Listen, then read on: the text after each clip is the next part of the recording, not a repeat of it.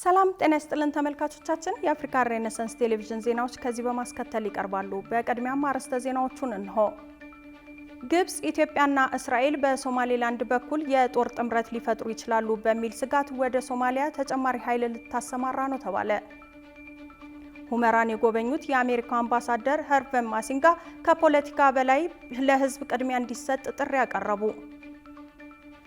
ለረጅም ጊዜያት የኖቤል የሰላም ሽልማት ይገባኛል ሲሉ የነበሩት አነጋጋሪው የአሜሪካ ፕሬዝዳንት ዶናልድ ትራምፕ ሳያሸንፉ ሽልማቱን ተቀበሉ።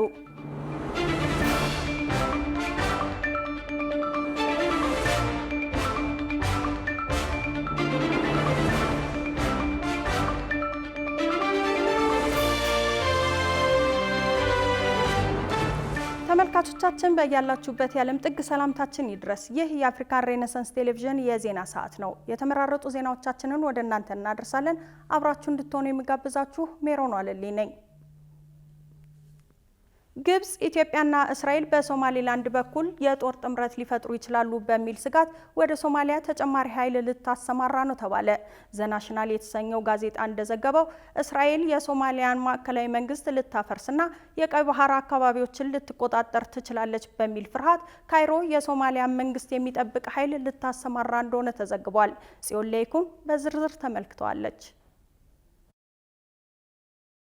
እስራኤልና ግብጽን የሚያገናኙ የአእላፍ ዘመናት ታሪኮች የተፈጸሙት በአመዛኙ ጊዜ በመልክዓ ምድር በሚቆራኙበት የሲናይ ባህረ ገብ መሬትና በሜዲትራኒያን አካባቢ ነው። እነዚህ ከታላቁ መጽሐፍ ጀምሮ ስማቸው በተለያየ መልኩ የሚጠራና በዲፕሎማሲ ግንኙነታቸውም ካብ ለካብ የሚተያዩ ባላንጣ ሀገራት በዛሬው ዘመን የዓለም ፖለቲካ ውስጥም ትልቁን ተጽዕኖ በመፍጠር ረገድ ይታወቃሉ። ካለፉት 5 ዓመታት ወዲህ በጋዛ ጦርነት ብሎም በተለያዩ ጉዳዮች ከፊት ገጽ ላይ ያልወረዱ እስራኤልና ግብጽ አሁን ከሜዲትራኒያንና ከሲናይ ባህረ ገብ መሬት ቀይ ባህርን ይዘው በባብኤል መንደብ አቋርጠው አፍሪካ ቀንድ ላይ ተገናኝተዋል። የግብጽ የቀይ ባህር ዳርቻ በዓለም አቀፍ ደረጃ ረጃጅም የባህር ዳርቻዎች ከሚባሉት ውስጥ አንዱና 2000 የሚጠጉ ኪሎ ሜትሮችን ወይም ከ930 በላይ ማይሎችን የሚረዝም ነው። ይህ የካይሮ የባህር ጠረፍ የሱዳን ድንበር ላይ የሚያበቃ ቢሆንም ከዛ ቀጥሎ ያለውና በቀይ ባህር ወደ ባብኤል መንደብ ወርዶ የአፍሪካ ቀንድን የሚያካልለው የቀይ ባህር ክፍልም እንደ ግብጽ ሁለተኛ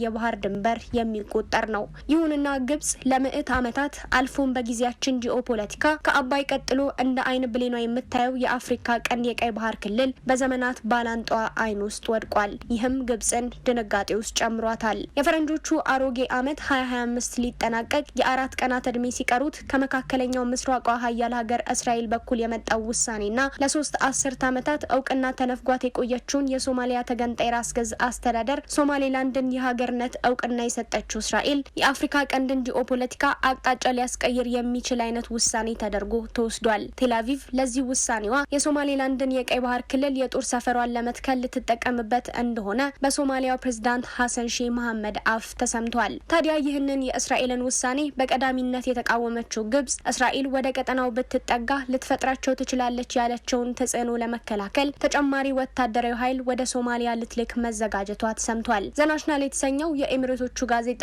የግብጽ ሁነኛ ምንጮች ነገሩኝ ብሎ ባሰፈረው ዘገባው እስራኤል የሶማሊያ ማዕከላዊ መንግስት ልታፈርስና የቀይ ባህር አካባቢዎችን ልትቆጣጠር ትችላለች በሚል ስጋት ግብጽ በሶማሊያ ያላትን ወታደራዊ ተልዕኮ ማስፋቷንና አዲሱ ኃይልም ሐሰን ሼህ መሐመድ የሚመሩትን የሶማሊያ መንግስት የሚጠብቅ እንደሆነ አስነብቧል።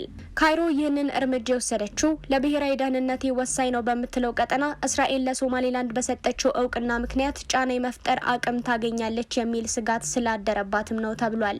እንደ ዘገባው ከሆነ ደግሞ የግብጽ መንግስት ሌላ ያሳሰበው ጉዳይ እስራኤል በሶማሌላንድ የምታገኘውን ተጽዕኖ በመጠቀም ከኢትዮጵያ ጋር አዲስ ግንኙነት ልትፈጥር ትችላለች በሚል ነው። በዘገባው ላይ ሀሳባቸው የሰፈረው የወታደራዊ ጉዳዮች ተንታኝ ብርጋዴር ጀነራል ሳሚር ራጌብ እንደሚሉት ከሆነ ሶማሌላንድ ከሶማሊያ በላይ ስትራቴጂካዊ ስፍራ ነች። በኤደን ባህረ ሰላጤና በባብኤል መንደብ የባህር ወሽመጥ አቅራቢያ የምትገኝም በመሆኗ ግብጽ በደቡባዊ በር በኩል ወደ ቀይ ባህር የምታደርገውን እንቅስቃሴ ለማደናቀፍ ልትውል ትችላለች ብለዋል። አክለውም መላው የአፍሪካ ቀንድ ለግብጽ ብሔራዊ ደህንነት ወሳኝ ጥቅም ያለው ቀጠና በመሆኑ እስራኤል በሶማሌላንድ እግሯን ካስገባች ቀጣዩ እርምጃ የሶማሊያን መንግስት ማዳከም ወይም መጣል እንዲሁም የባህር በር ለሌላት ኢትዮጵያ ወደ ቀይ ባህር መዳረሻ ማመቻቸት ሊሆን ይችላል ሲሉ መናገራቸውም ተዘግቧል። እነዚህ ስጋቶች ግብጽን ድንጋጤ ውስጥ መክተታቸው የተሰማ ሲሆን ከሰላም አስከባሪ ኃይሏ ባሻገር ወደ አፍሪካ ቀንድ የምትልከውን ወታደራዊ ኃይል ልታሰፋ እንደሆነም ተሰምቷል።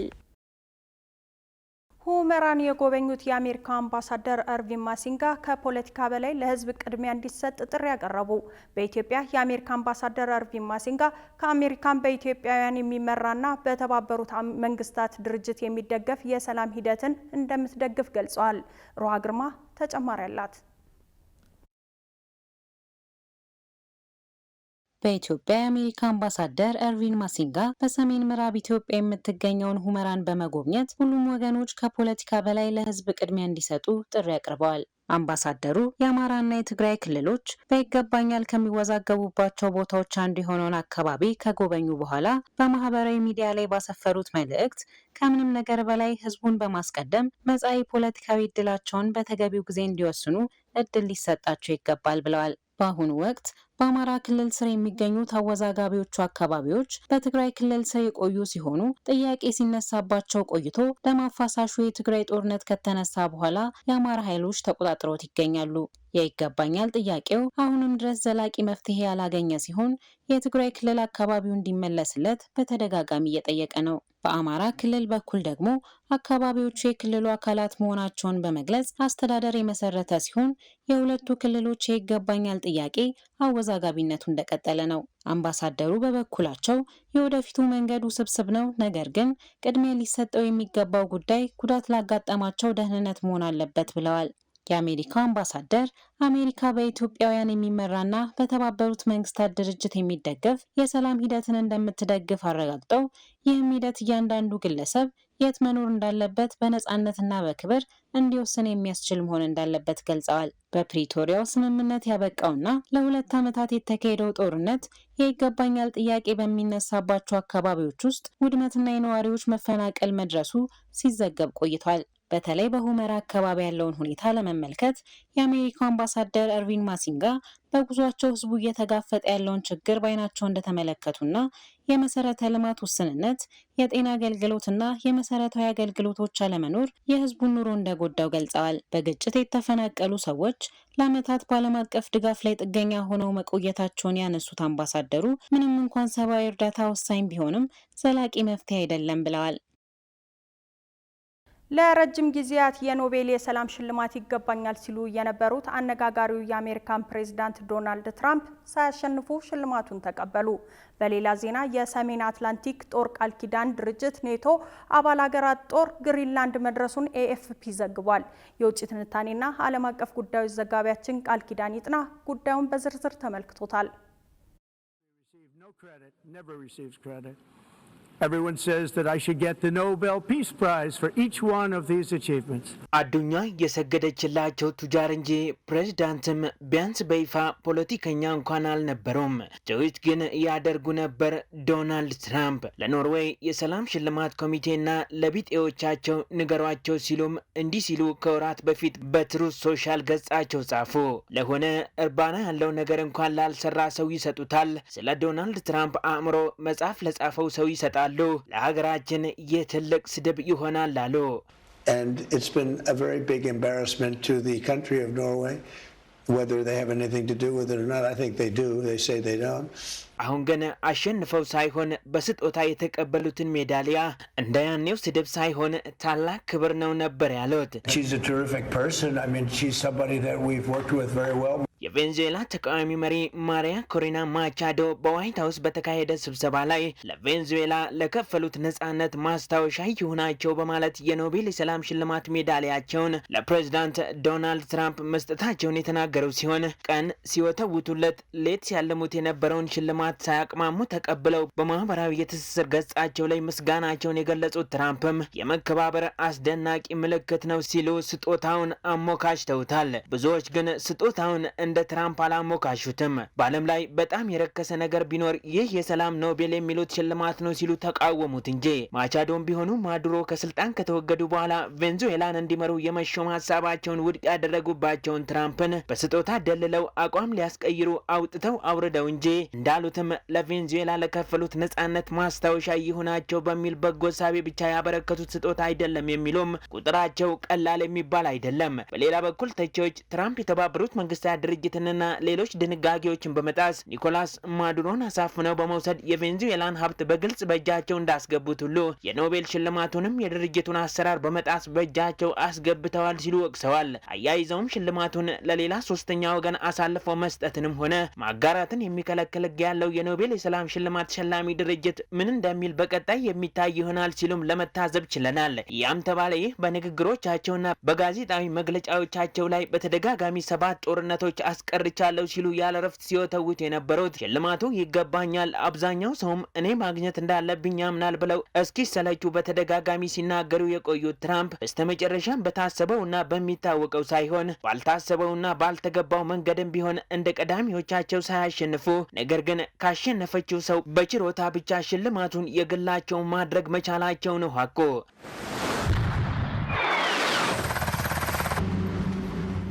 በሌላ ዜና የሰሜን አትላንቲክ ጦር ቃል ኪዳን ድርጅት ኔቶ አባል ሀገራት ጦር ግሪንላንድ መድረሱን ኤኤፍፒ ዘግቧል። እንደ ፈረንሳዩ ዜና አገልግሎት ኤኤፍፒ ዘገባ ከጀርመን፣ ፈረንሳይ፣ ኖርዌይ፣ ፊንላንድ፣ ብሪታንያና ኔዘርላንድስ የተወጣጡ የተወሰኑ ወታደሮች ግሪንላንድ የደረሱ ሲሆን ወታደሮቹ በወታደራዊ ተሽከርካሪዎች ታግዘው በአካባቢው ቅኝት ለማድረግ ወደ ስፍራው ማቅናታቸውን ዘገባው ጠቅሷል። የአሜሪካው ፕሬዚዳንት ዶናልድ ትራምፕ የአርክቲክ ደሴቷን ለደህንነታችን እንፈልጋታለን ማለታቸው የሚታወስ ሲሆን ትራምፕ በከፊል ራስ ገዙና ዲፕሎማሲያዊ ጉዳዮቿን በዴንማርክ በኩል የምትከውነውን ደሴት ዴንማርክ ከሩሲያም ሆነ ከቻይና አታስጥላትም በሚል ምክንያት ለመያዝ መዛታቸው አይዘነጋም። And by the way, we don't want Russia or China going to Greenland, which if we don't take Greenland, you're going to have Russia or China as your next door neighbor. That's not going to happen. ይሁን እንጂ ግሪንላንድም ሆነች ዴንማርክ ይህን የትራምፕ ሀሳብ በጽኑ ውድቅ ሲያደርጉ የአሜሪካ እጅ ረዝሟል ያሉት የኔቶ አባል ሀገራት ደግሞ ዛሬም የቃል ኪዳን መኖሩን በተግባር ለማሳየት በደሴቷ መሰብሰባቸውን የፈረንሳዩ ከፍተኛ ዲፕሎማት ኦሊቪዬ ፖቨር ተናግረዋል ሲል የዘገበው አዣንስ ፍራንስ ፕሬስ ነው። ከ300 ሚሊዮን ብር በላይ ወጪ የተደረገባቸው የቀድሞ ታጣቂዎች በማዕድን ስራ ውጤታማ እየሆኑ ነው ተባለ። በቤኒሻንጉል ጉሙዝ ክልል ባለፉት 6 ወራት ከ3600 ኪሎ ግራም በላይ ወርቅ ወደ ብሔራዊ ባንክ መግባቱን የክልሉ ማዕድን ሀብት ልማት ቢሮ አስታውቋል። ብዙነህ እንዳለ ዝርዝር አለው። የቤኒሻንጉል ጉሙዝ ክልል በተለያዩ የማዕድን ሀብት የታደለ ቢሆንም ለረጅም ጊዜ በታጣቂዎች በሚፈጸም ጥቃት እንደ ሀገር ሊገኝ የሚገባው ሀብት ማግኘት ሳይቻል ቀርቷል። ክልሉ የታላቁ ህዳሴ ግድብ መገኛ እንደመሆኑ በተሰጠው ከፍተኛ ትኩረት ታጣቂዎች ወደ ሰላማዊ ትግል እንዲገቡ ተደርጓል ተብሏል። በዚህም የክልሉ መንግስት ኮሚኒኬሽን ቢሮ እንደገለጸው ክልሉ ከ300 ሚሊዮን ብር በላይ ወጪ በማድረግ ከ9000 በላይ ለሆኑ የቀድሞ ታጣቂዎች ስልጠና በመስጠት ወደ ማዕድን ማውጣት ስራ እንዲገቡ ተደርጓል። ታጣቂዎቹም በአሁኑ ወቅት በተሰማሩበት የወርቅ ማውጣትና ማዕድን ቁፋሮ ስራ ውጤታማ እየሆኑ ይገኛሉ። የቢሮ ኃላፊ አቶ መለስ በየነ እንደገለጹት ከዚህ ቀደም በክልሉ በህገወጥ መንገድ ሲንቀሳቀሱ ቆይተው የመንግስትን የሰላም ጥሪ የተቀበሉ ታጣቂዎች ከ300 ሚሊዮን ብር በላይ ወጪ ተደርጎ በ4 ዙር ስልጠና ተሰጥቷቸዋል ብለዋል። ከስልጠናው በኋላም በተለያዩ የስራ ዘርፎች ተደራጅተው እንዲሰማሩ እንዲሁም በማህበራዊና ፖለቲካዊ ዘርፎች ተሳትፏቸው እንዲረጋገጥ ተደርጓል። በዚህም ከቤኒሻንጉል ጉሙዝ ክልል ባለፉት 6 ወራት ከ3600 ኪሎ ግራም በላይ ወርቅ ወደ ብሔራዊ ባንክ መግባቱን ነው የክልሉ ማዕድን ሀብት ልማት ቢሮ ያስታወቀው። በአሁኑ ጊዜ በማክሮ ኢኮኖሚ ማሻሻያ ውስጥ በመንግስት ትኩረት ተሰጥቷቸው እየተተገበሩ ከሚገኙ 5 የኢኮኖሚ አውታሮች ውስጥ አንዱ የማዕድን ዘርፍ ነው። በርካታ የማዕድን ሀብት ክምችት ካለባቸው የሀገሪቱ አካባቢዎች ደግሞ የቤኒሻንጉል ጉሙዝ ክልል አንዱ ነው። የክልሉ ማዕድን ሀብት ልማት ቢሮ ምክትል ኃላፊ ናስር መሐመድ እንደገለጹት መንግስት የማዕድን ዘርፍ ለማልማት በፈጠረው ምቹ ሁኔታ የዘርፉ እድገት ከጊዜ ወደ ጊዜ እየተሻሻለ መጥቷል። በክልሉ በበጀት ዓመቱ ከ7000 ኪሎ ግራም በላይ ወርቅ ለብሔራዊ ባንክ ለማስገባት ታቅዶ በግማሽ በግማሽ ዓመቱም በወርቅ አምራቾች 3605 ኪሎ ግራም ወርቅ ወደ ብሔራዊ ባንክ መግባቱን የጠቆሙት ይህም ከባለፈው ዓመት ተመሳሳይ ወቅት ጋር ሲነጻጸር ከግማሽ በላይ ብልጫ ማሳየቱንም ተናግረዋል። አምራቾች የማክሮ ኢኮኖሚ ማሻሻያ የሚያስገኝላቸውን ጥቅም በመረዳታቸው ወርቅን ወደ ብሔራዊ ባንክ እያስገቡ በመሆናቸውና ህገወጥ ቁጥጥር በመጠናከሩ ወርቅን ወደ ብሔራዊ ባንክ የማስገባት ሂደትም ተሻሽሏል ብለዋል። ወርቅን በባህላዊ መንገድ ከማምረት በተጨማሪ በልዩ አነስተኛ የተደራጁ ማህበራት ምርታማነትን የሚጨምሩ ቴክኖሎጂዎችን በመጠቀም ውጤታማ ስራ እያከናወኑ ነው ተብሏል። በክልሉ የተገኘው ሰላምን ተከትሎ እምነበረድና ግራናይት እንዲሁም በሌሎች የኮንስትራክሽን ግብአት አምራች ፋብሪካዎች ወደ ስራ በመግባት ለዜጎች ተጨማሪ የስራ ዕድል መፍጠራቸውንም ጠቁመዋል። በበጀት ዓመቱ ግማሽ ዓመት ቢሮ ከማዕድን ዘርፍ 59 ሚሊዮን ብር ገቢ ማሰባሰቡን የተናገሩት አቶ ናስር በዘርፉ በክልል ደረጃ ከፍተኛ ግብር ከፋይ የህብረተሰብ ክፍሎችም እንደሚገኙበት ጠቅሰዋል። የቢሮ ኃላፊ አቶ መለስ በፖለቲካው ዘርፍ ለመሳተፍ ፍላጎት ያሳዩ የቀድሞ ታጣቂዎች በክልሉ በተለያዩ የኃላፊነት ቦታዎችም ተሹመው እየሰሩ እንደሚገኙ አብራርተው ወጣቶችና የቀድሞ ታጣቂዎች በታላቁ ህዳሴ ግድብ አካባቢ በሚገኘው የንጋት ሐይቅ ላይም በአሳ ምርት ዘርፍ ተደራጅተው እየሰሩ እንደሚገኙ ተመላክቷል። ዜና እረፍት። ተወዳጁ የኪነ ጥበብ ባለሙያ ነጻነት ወርቅነህ ከዚህ ዓለም በሞት ተለየ። በቴሌቪዥን ፕሮግራም አቅራቢነት በተዋናይነትና በሌሎች የጥበብ ስራዎች ውስጥ ስመጥርና ተወዳጅ ከሆኑ የጥበብ ሰዎች አንዱ የሆነው ነጻነት ወርቅነህ ባደረበት ህመም በድንገት ከዚህ ዓለም በሞት መለየቱ ተሰምቷል። ተወዳጁ የኪነ ጥበብ ባለሙያ ነጻነት ወርቅነህ ባለትዳርና የ3 ልጆች አባት ነበር። ጣቢያችን አፍሪካ ሬኔሳንስ ቴሌቪዥን ለተወዳጁ የኪነ ጥበብ ባለሙያ ነፍሰ እረፍትን ለቤተሰቦቹ፣ ለሙያ ባልደረቦቹ እንዲሁም ለአድናቂዎቹ መጽናናትን ይመኛል። ክቡራትና ክቡራን ተመልካቾቻችን አሁንም የአፍሪካ ሬኔሳንስ ቴሌቪዥን ዜናዎች እንደቀጠሉ ናቸው። ወደ ቀጣዮቹ ጉዳዮቻችን ከመሻገራችን በፊት ይፋዊ የማህበራዊ ገጾቻችንን ልናስታውሳችሁ ወደድን። በቴሌቪዥን ስርጭት ያለፏችሁን ፕሮግራሞቻችንን ከ1.8 ሚሊዮን በላይ ሰብስክራይበሮች ባሉት አርቲስት ቲቪ ወርልድ የዩቲዩብ ገጻችን በኩል ልትከታተሉ ትችላላችሁ። በተጨማሪም በርካታ ተከታዮችን ባፈራንባቸው በፌስቡክ፣ በቀድሞ ትዊተርና በአሁኑ ኤክስ እንዲሁም በቲክቶክ እና ኢንስታግራም ገጾቻችን በኩል ቤተሰብ መሆን ትችላላችሁ። ካፍታ ቆይታ በኋላ በአርትስ ስፔሻል የመረጃ ሰዓታችን ልዩ የመዝናኛ የኪነ ጥበብና የሁነት መረጃዎች ወደ እናንተ እናደርሳለን። ይጠብቁን።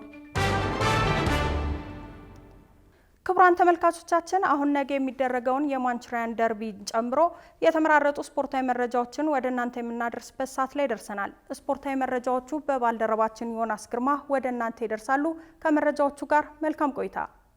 ከአፍሪካ ሬኔሳንስ ቴሌቪዥን የሰዓቱን ስፖርታዊ መረጃዎች ይዘን መተናል። መረጃዎቻችንን ከሀገር ውስጥ እናስቀድማለን። በትላንትናው ዕለት በተጀመረው 15ኛ ሳምንት የኢትዮጵያ ፕሪሚየር ሊግ በመክፈቻው ቀን የተደረጉ 2 ጨዋታዎች በአቻ ውጤት ተጠናቀቁ። በ15ኛ ሳምንት የሲቢ ኢትዮጵያ ፕሪሚየር ሊግ ኢትዮጵያ መድን ከውልዋሎ ዓዲግራት ዩኒቨርሲቲ እንዲሁም ባህር ዳር ከተማ ከመቀለ ሰባ እንደርታ ያለ ግብ አቻ ተለያይተዋል። ቀን 9 ሰዓት ላይ በአዲስ አበባ ስቴዲየም የተገናኙት ኢትዮጵያ መድንና ውልዋሎ ዓዲግራት ዩኒቨርሲቲ ጨዋታቸውን ያለ ግብ አቻ ውጤት አጠናቀዋል። አምና በሊጉ አናት ላይ በመሆን በአሸናፊነት ያጠናቀቁት ኢትዮጵያ መድኖች በዚህ ውድድር ዓመት ወጥ አቋም ለማሳየት ከተቸገሩ ቡድኖች መካከል ሲሆኑ በትላንትናው ጨዋታም ያለምንም ግብ ጨዋታቸውን በመጨረስ ነጥብ ተጋርተው ወጥተዋል። በተመሳሳይ በአዳማ ሳይንስና ቴክኖሎጂ ዩኒቨርሲቲ ስቴዲየም ቀን 10 ሰዓት ላይ የተደረገው የባህር ዳር ከተማና መቀለ ሰባ እንደርታ የሰሜን ደርቢ ጨዋታ በተመሳሳይ ያለ ግብ ተጠናቋል። በጨዋታው ላይ የበርካቶችን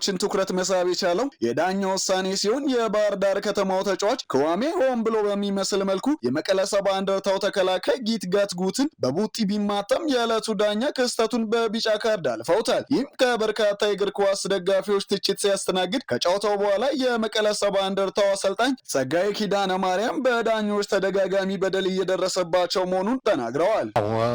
እግር ኳስ በሚታይ ነገር ነው። እኔ ቪዲዮዎች ለምን እንደሚቀረጹ በግልጽ እየታየ ነው ያለው። ሁለት ተከታታይ ጨዋታዎች በዳኛ እየተበደልን ነው ያለው። በቃ አንዳንድ ጊዜ ሀቁ መናገር ያስፈልጋል ብዬ ነው የምንገምተው። ለየትኛው ለክርን ጉዳት እንዴት አድርጎ ቢጫ ይሰጣል? መጀመሪያ ማለፍ አይሻልም እንዴ? ስለዚህ እንደዚህ የተጎዱ አብጠው እንደገና መጫወቱ እንኳን አልቻለም። እንዴት አይነት ዳኝነት ነው ያለው? እኛ ስንናገር ለቅጣት ውስጥ እንዳረጋለን። እግር ኳስ እንደዚህ አይደለም። መተቻቸት ያስፈልጋል። ቪዲዮዎች የሚቀረጹት ለምንድን ነው? ይህን ለማሳየት መሰለኝ። በተከታታይ 3-4 ጨዋታዎች ላይ የዳኛ ስህተት ተከናውነውብናል። ፔናልቲ የተከለከልን ጨዋታዎች፣ በጉዳት ተጫዋቾቻችን እየወጡ ነው ያለው።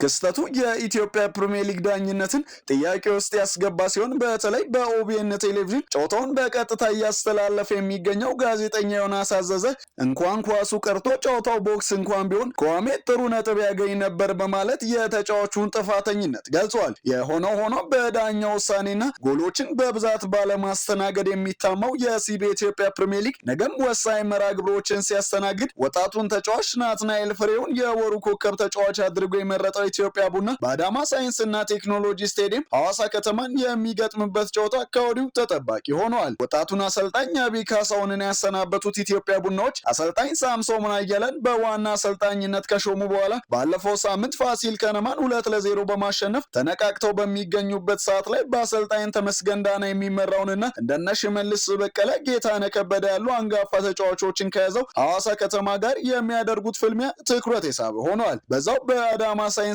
ቴክኖሎጂ ስቴዲየም ምሽት 12 ሰዓት ላይ የሊጉ መሪ ሲዳማ ቡና መሪነቱን ለማጠናከር በአንጋፋው አሰልጣኝ ስዩም ከበደ የሚመራውን አዳማ ከተማን የሚገጥምም ይሆናል። የሊጉ ጨዋታዎች በአዲስ አበባ ስቴዲየምም የሚቀጥሉ ሲሆን በሊጉ ግርጌ ላይ የሚገኙት አርባ ምንጭ ከተማዎች መቻልን ሲገጥሙ ወደ መቀመጫ ከተማቸው የተመለሱት ፈረሰኞቹ ቀን 10 ሰዓት ላይ ከድሬዳዋ ከተማ ጋር የሚገናኙ ይሆናል።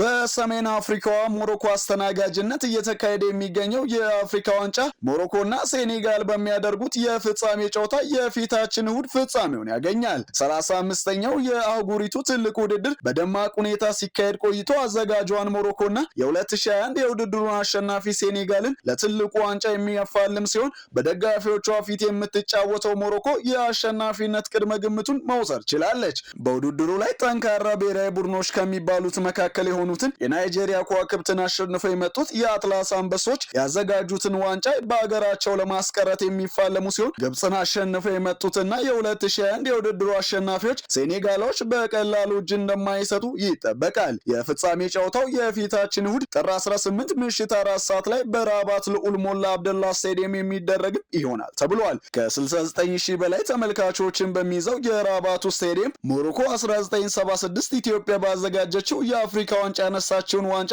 በደጋፊዎቿ ፊት ደግመዋለች ወይስ ከ4 ዓመት በፊት ዋንጫውን የወሰደችው ሴኔጋል ያንን የዋንጫ ታሪክ ለመድገም ዳግም ዕድል ታገኛለች የሚለው የሚጠበቅ ሆኗል። ከፍጻሜው አስቀድሞ በነገው ዕለት በሶስተኛ ደረጃ በመውጣት የናስ ሜዳሊያውን ለመውሰድ በካዛብላንካ በሚገኘው መሐመድ 5ኛ ስቴዲየም ናይጄሪያ ከግብፅ የሚገናኙበትም ጨዋታ ከሚጠበቁት መካከል ሆኗል። እስካሁን ባለው መረጃ መሰረት ኮከብ ግብ አስቆጣሪነቱን የሪያል ማድሪዱ ተጫዋች ብራሂም ዲያዝ ለሀገሩ ሞሮኮ 5 ግቦችን በማስቆጠር እየመራው ሲገኝ ቪክቶር ኦሲሜን ከናይጄሪያና መሐመድ ሳላ ከግብፅ በ4 እኩል ግቦች ይከተላሉ።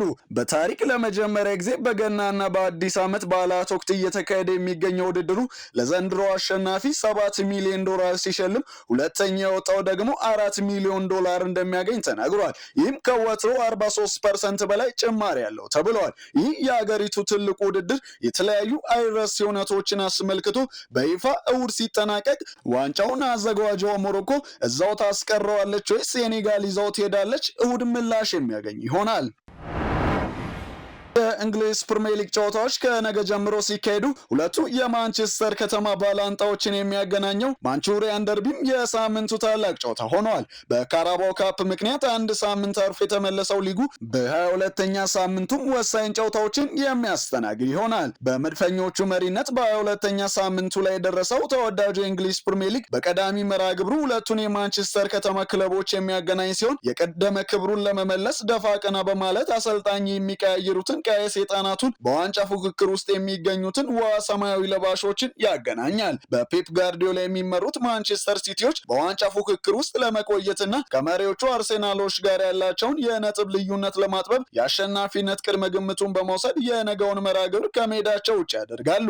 በሁለቱ ቡድኖች መካከል የተደረጉ ያለፉት 5 ግንኙነቶች ሲታዩ ማንቸስተር ሲቲ ብልጫ ያለው ሲሆን ይሁን እንጂ የነገው ደርቢ ማንቸስተር ዩናይትድ በሜዳውና በደጋፊው ፊት መጫወቱ ለፔፕ ለፔፕ ጋርዲዮላ ማንቸስተር ሲቲ ትልቅ ፈተና እንደሚሆን ይጠበቃል። በኦልትራፎርድ ስታዲየም በሚደረገው የሁለቱ ክለቦች ተጠባቂ ጨዋታ በጥር የዝውውር መስኮት ከበርንማውዝ ማንቸስተር ሲቲን የተቀላቀለው አንቷን ሴሜኒዮ የመጀመሪያ የደርቢ ጨዋታውን ያደርጋል ተብሎ ሲጠበቅ የሁለቱ ክለቦች ጨዋታ ነገ ከቀኑ 9 ሰዓት ተኩል ላይ የሚደረግም ይሆናል። በሌሎች ጨዋታዎች የሜርሲሳይዱ ክለብ ሊቨርፑል በሜዳው አንፊልድ ሮድ ስታዲየም በርንሌይን ሲያስተናግድ፣ በሳምንቱ አጋማሽ በከተማ ተቀናቃኙ አርሴናል ሽንፈት አስተናግዶ የመጣው ቼልሲ በስታንፎርድ ብሪጅ ከብሬንትፎርድ ይጫወታል።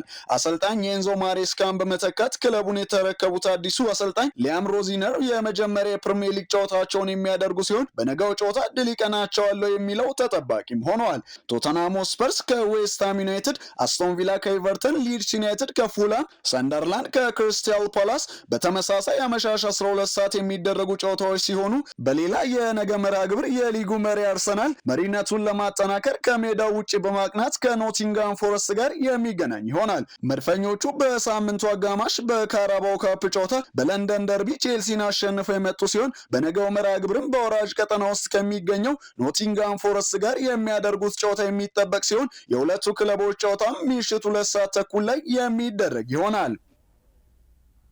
ክቡራን ተመልካቾች አሁን ሰዓቱ በየሳምንቱ ወደ እናንተ የሚደርሰው አርትስ ስፔሻል ልዩ የመዝናኛ የኪነ ጥበብና የሁነት መረጃዎች ነው። ልዩ መረጃዎቹ በባልደረባችን ናቲማናዬ ወደ እናንተ ይደርሳሉ። ከመረጃዎቹ ጋር መልካም ቆይታ።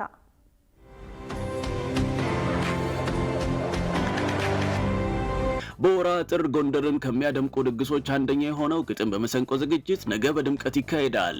እነዚህንና ሌሎችንም የአርት ስፔሻል ኪነትና ኩነት መረጃዎች እናቀርብላችኋለን። አብራችሁን ሆኖ ከ15 ዓመታት በፊት የተጀመረው በጎንደር ከተማ በወራ ጥር ተጠባቂ ከሆኑ መርሃ ግብሮች አንደኛው ግጥም በመሰንቆ ነው። የዘንድሮ መርሃ ግብር ቅዳሜ ጥር 9 2018 ዓ.ም አመሻሹን በአጼ ቴዎድሮስ ሐውልት ጎንደር ይካሄዳል። በዘንድሮ በዚህ መርሃ ግብር የተለያዩ እንግዶች እንደተጋበዙ የግጥም በመሰንቆ አዘጋጇ ትዕግስት ሲሳይ ለአርት ስፔሻል በሚከተለው መልኩ ገልጻለች። ፕሮግራሙ በተለያየ ዓመት የተለያየ ጥበብና ምልከታ ያለው ስራ ይሰራበታል። ከዚህ ቀደም ድለኛ ሆነን 3 ትውልዶችን ያገናኘ የግጥም በመሰንቆ የኪነ ጥበብ ምሽት አዘጋጅተን ነበረ። ከዓለምፀሐይ ወዳጆን፣ አበባው መላኩንና ህሊና ደሳለኝና የከተማ ወጣቶችን ማለት ነው። አሁን ላይ ደግሞ ከቴክኖሎጂ ሽግግርና ዲጂታላይዜሽን ስለሆነ ዘመኑ ከቴክኖሎጂ ሽግግር አንጻር ታች ያለው የኪነ ጥበብ ፕሮግራም ለመስራት ነው እሳቤ አድርገን እየሰራን ያለ ነው። እንግዲህ ሲኒማቶግራፈር ሰሞኑን ይስማው፣ የግጥምና ዜማ ደራሲ አበበ ብርሃኔ እና ሌሎች አርቲስት ደሳለኝ ሄሉ ወጣት ገጣሚያኖች እንደገና በቲክቶክ ያው በክሬቲቪቲያቸው የምናውቃቸው ልጆች ደግሞ በሌላ ማንነታቸው ገጣሚ ሆነው የሚገኙበት የሚካተቱበት ፕሮግራም ነው ማለት ነው። ግጥም በመሰንቆ መርሃ ግብር በጎንደር ከተማ የጥምቀት ሰሞን መካሄዱ የጥምቀት በዓልን ለማክበር ከተለያዩ አካባቢዎች ቀደም ብሎ ለሚመጡ የጎንደር እንግዶች አማራጭ የመዝናኛ የመተዋወቂያ መድረክ ለመዘርጋት እንደሆነም አዘጋጇ ተናግራለች። የጥምቀትን በዓል ለመታደም ቀድመው ጎንደር የሚገቡ ሰዎች የመዝናኛ አማራጭ ማለት ሁሉ ብዙ ቦታ ያው ሰው እንትን ያደረገ ነው የሚዝናናና የከተማውን ባህል ወግ የኪነ ጥበብ ትሩፋት ምናምን እንዲያዩ እንደ ደህና መጣችሁልን አይነት ስጦታ ነው የምንሰጣቸውና ምንም አይነት መግቢያ የለውም፣ ግን የተሟላ እና የሁሉንም እንግዳ ክብርና ደስታን መሰረት ያደረገ ፕሮግራም ነው የምናዘጋጅ። በዘንድሮ ዝግጅት ላይ ከዋና አቅራቢዎች በተጨማሪም ድንገቴ እንግዶችም እንደሚኖሩ አርት ስፔሻል ካዘጋጇ ሰምቷል። 6 እውቅ ሰዓሊያን ስራዎቻቸውን በአንድነት ያቀረቡበት ትስስር የተሰኘ የስዕል አውደ ርዕይ ሐሙስ ጥር 7 2018 ዓ.ም በይፋ ተመርቆ ተከፍቷል። ይህ ላይን ማራኪ የሆኑ ስራዎች የቀረቡበት አውደ ርዕይ በመካሄድ ላይ የሚገኘው በአዲስ አበባ እምብርት አዲስ ሲኒማ ኮምፕሌክስ ውስጥ በሚገኘው አርት ጋለሪ ነው። በዚህ ትስስር በተሰኘ አውደ ርዕይ ውስጥ የተሳተፉ ባለሙያዎች የራሳቸው የሆነ ለየት ያለ አሳሳል ዘይቤና ፍልስፍና ያላቸው ሲሆኑ እነርሱም ሰዓሊያኑ አገኘው አዳነ፣ ሉል ሰገድ ረታ፣ ኦስማን ሐሰን፣ ስዩም አያሌው፣ ታምራት ሱልጣንና ያሬድ ኦሊቪሊያ ናቸው። አውደ ርዕዩ እስከ የካቲት 7 2018 ዓ.ም ድረስ ለተከታታይ 1 ወር ለጎብኚዎች ክፍት ሆኖ ይቆያልም ተብሏል። የሶስት ፎቶ ባለሙያዎች ስራዎች የቀረቡበት በቅጽበቶች መካከል የተሰኘ አውደ ርዕይ በፈንድቃ የባህል ማዕከል በድምቀት ተከፈተ። ረቡዕ ጥር 5 2018 ዓ.ም በይፋ የተከፈተው ይህ አውደ ርዕይ በፎቶ ባለሙያዎቹ አሸናፊ የማነ፣ ርብቃ ሲሳይና ልዑል መኮንን የተነሱና በውስጣቸው ጥልቅ የታሪክና የስሜት ጥፋቶችን የያዙ ስራዎች ለፎቶ ወዳጆች የቀረቡበት እንደሆነ ተነግሯል። በዕለቱም ጥበብ ወዳጆችና የዘርፉ ባለሙያዎች በተገኙበት በተከፈተው በዚህ አውደ ርዕይ ላይ ሶስቱ ባለሙያዎች በካሜራቸው ሌንስ ዓለምን የታዘቡ በትንና ለየት ያለ እይታ ለጎብኚዎች አጋርተዋል። በቅጽበቶች መካከል የተሰኘው አውደ ርዕይ መጠሪያም ህይወት በቅጽበታዊ ክስተቶች ውስጥ የምታሳልፋቸውን ውበቶች፣ ፈተናዎችና እውነታዎች የሚያንጸባርቅ እንደሆነም ተገልጿል። ይህ በአያት ሪጀንሲ ውስጥ በሚገኘው ፈንድቃ የባህል ማዕከል ውስጥ የተከፈተው አውደ ርዕይ እስከ ጥር 30 2018 ዓ.ም ድረስ ለተከታታይ ሳምንታት ለጎብኚዎች ክፍት ሆኖ ይቆያልም ተብሏል። ክቡራትና ክቡራን ተመልካቾቻችን በዚህ ሳምንት ያዘጋጀንላችሁ የአርት ስፔሻል የኪነትና ኩነት መረጃዎች ይህንን ይመስሉ ነበር። ስለተከታተላችሁን እናመሰግናለን።